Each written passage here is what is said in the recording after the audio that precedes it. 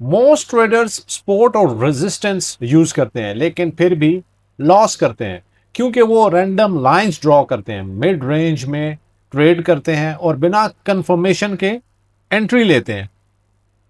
लेकिन सपोर्ट और रेजिस्टेंस काम करता है अगर आप उसे स्ट्रक्चर के साथ यूज करें। देखें, ये वीडियो बड़ी इंपॉर्टेंट होने वाली है। इसमें हम अंडरस्टैंड करेंगे कि सपोर्ट एंड रेजिस्टेंस को अगर आप स्ट्रक्चर के बगैर यूज करते हैं तो वो कभी आपके लिए फायदेमंद नहीं होगी, लेकिन अगर आप उसको जोन्स के साथ, स्ट्रक्चर के साथ यूज करेंगे तो वो आपके लिए बड़ी हेल्पफुल होने वाली है। तो बड़े ध्यान से देखनी है आपने वीडियो।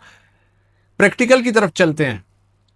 ये H4 का चार्ट है और हमने इस पे कुछ जोन्स बनाए हैं जो कि हमारे hybrid D1H4 structured trading system के थ्रू बने हैं on D1, which is 5400, 5200, 4800, 4500 and 4200 levels. अब देखते हैं कि इसमें कौन सी सपोर्ट एंड रेजिस्टेंस ने रिस्पेक्ट किया है और कौन सी ने फ्लॉ पैदा किया है। अब ये देखें, ये वाली रेजिस्टेंस देखें, यहां पे ये रेजिस्टेंस बनी है हमारी 4260 के ऊपर। ये रेजिस्टेंस बनी है। अब असूली तौर पे होना ये चाहिए था कि मार्केट यहां से ब्रेक करती नीचे की तरफ और मजीद नीचे की तरफ जाती, लेकिन हुआ क्या, यहां से इसने रेजिस्टेंस ली और नीचे हमारा जोन पड़ा हुआ था 4200। ये जोन पड़ा हुआ था, यहां से मार्केट रिजेक्ट होके ऊपर निकल गई। इसका मतलब है कि ये रेजिस्टेंस आपने गलत जगह पर यूज की। यहां पे आपको सपोर्ट रिक्वायर्ड थी, सपोर्ट बनती तो इस जोन से हम बाइंग में जाते। So this is a flaw. ये रेजिस्टेंस यहां पे आपका स्टॉप लॉस हिट करेगी। दूसरा केस देखें, मिड रेंज। ये मिड रेंज ट्रेड है, यहां पे एक रेजिस्टेंस क्रिएट हुई इस एरिया के ऊपर, रिजेक्शन आई है मार्केट में। इसको हम रेजिस्टेंस को रेड कर देते हैं ताकि आपके लिए समझने में आसानी रहे। ये आपका फ्लॉ हो गया, ठीक है। इस ट्रेड पे आते हैं। रेजिस्टेंस बनी आपकी 4350। अब होना ये चाहिए था कि मार्केट रेजिस्ट होके नीचे की तरफ आती टुवर्ड्स 4200 एरिया, इस पे आती, लेकिन ऐसा नहीं हुआ। मार्केट ने रिजेक्शन दी और फिर आपका स्टॉप लॉस हिट करती हुई ऊपर निकल गई। So this trade is also a flaw, क्योंकि आपने सिस्टम पर ट्रेड नहीं की। जैसा कि हमने आपको बताया कि we trade on our hybrid system, ये ट्रेड भी आपका स्टॉप लॉस हिट हो गया। अच्छा, अब अगली ट्रेड की तरफ चलते हैं। तो ये हमारे पास बनी स्पोर्ट यहां पर, विच इज 4413। ये स्पोर्ट का एरिया बना, ये जोन पड़ी हुई है हमारे पास ऊपर, विच इज 4500 लेवल्स। बड़े ध्यान से देखना आपने। This was the true sport. ये रिस्पेक्ट हुई है और ये इसका टारगेट बना है 4500 लेवल्स। Entry was approximately 4414। ये जो स्पोर्ट बनी है, so this is the true sport.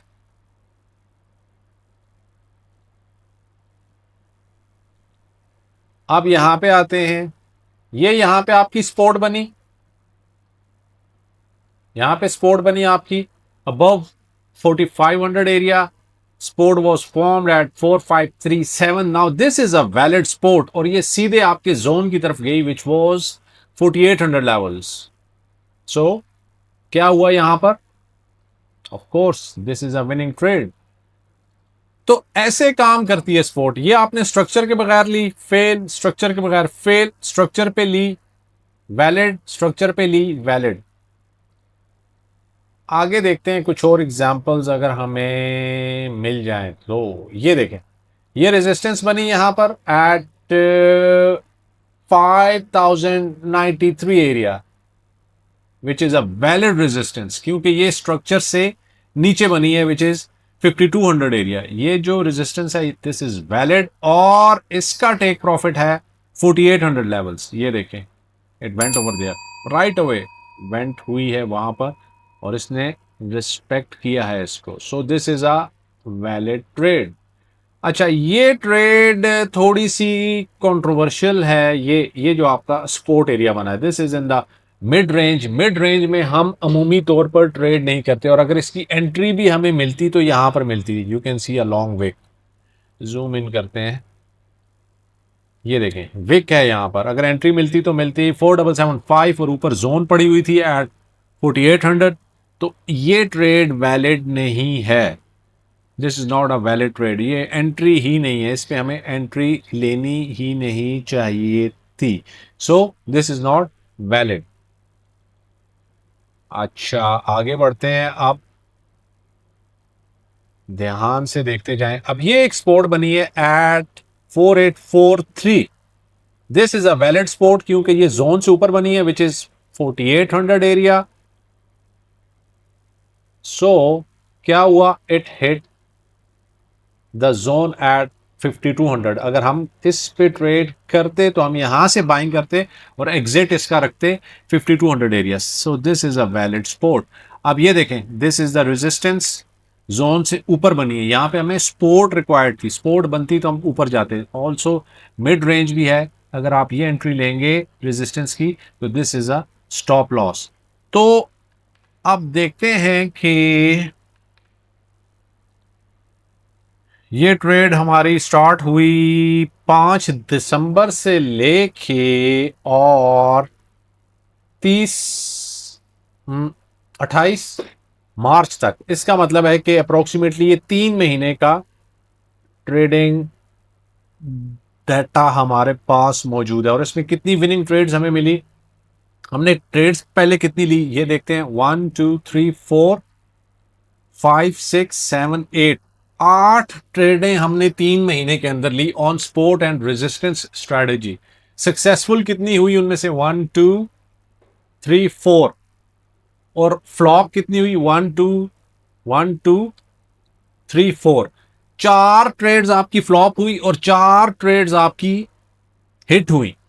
तो इसका मतलब है कि अगर आपका रिस्क रिवॉर्ड 1:1 है तो आपने कोई प्रॉफिट नहीं बनाया, कोई लॉस नहीं किया। लेकिन अगर आपका रिस्क रिवॉर्ड 1:2 है तो फिर आपने पैसा बनाया है। अगर आपने अपने रिस्क को कंट्रोल किया और हर ट्रेड पे एक ही जैसा पोजीशन साइज यूज किया है, फिर आप प्रॉफिट में जा सकते हैं। लेकिन अगर आप 1:1 के साथ गए हैं तो फिर आप ब्रेक इवन पे, अगर आपने अपना रिस्क कंट्रोल किया है। अगर हम ये ट्रेड्स एक्सक्लूड कर दें और सिर्फ 4 अपनी विनिंग ट्रेड्स को इंक्लूड करें जो कि हमने स्ट्रक्चर पे लिए हैं, तो वो हमारी विनिंग ट्रेड्स हैं, और 4 हमारी वो ट्रेड्स हैं जो कि हमने स्ट्रक्चर के बगैर लिए हैं। हम क्या कर रहे हैं अपने hybrid D1H4 structure trading system में कि D1 पे हमें पता चलता है व्हाट इज बाय सेल या वेट, जोन्स बताते हैं कि कहाँ ट्रेड करनी है, support resistance flip levels. H4 execution के लिए होता है, हम कंफर्मेशन का वेट करते हैं if we are using support and resistance on our structured system. हर लाइन लेवल नहीं होता, रियल सपोर्ट एंड रेजिस्टेंस वहां बनता है जहां स्ट्रॉन्ग रिजेक्शन होती है, ब्रेक ऑफ स्ट्रक्चर होता है, इंस्टीट्यूशनल मूवमेंट होती है, यहीं से मार्केट रिएक्ट करती है। कॉमन मिस्टेक्स क्या करते हैं ट्रेडर, मिड रेंज में ट्रेड करते हैं। जैसा कि आपको बताया, this is a mid range trade, mid range, mid range, ये सबसे बड़ी गलती करते हैं। पहले मार्केट को जोन पे आने दें और उसके बाद उसकी एंट्री लें। सही तरीका बहुत सिंपल है, प्राइस का वेट करो कि वो मेजर D1 जोन तक आए, फिर H4 पे जाओ और वेट करो ब्रेक, रीटेस्ट, कंफर्मेशन। 1% रिस्क पर trade if you are using support and resistance, उसकी कन्फ्लुएंस बनाओ with your D1 zones. Trading ज्यादा करने का नाम नहीं है, ये बेहतर वेट करने का नाम है। 80% हमारे सिस्टम में वेटिंग होती है, 20% एग्जीक्यूशन होती है, यही रियल एज है। ट्रेडिंग में कोई शॉर्टकट नहीं होता, स्ट्रक्चर, डिसिप्लिन, पेशेंस, यही सही तरीके से काम करता है। याद रखें, स्ट्रक्चर रूल्स। आप भी अगर हमारे सिस्टम का हिस्सा बनना चाहते हैं, the link is given below. Thank you and good luck, bye.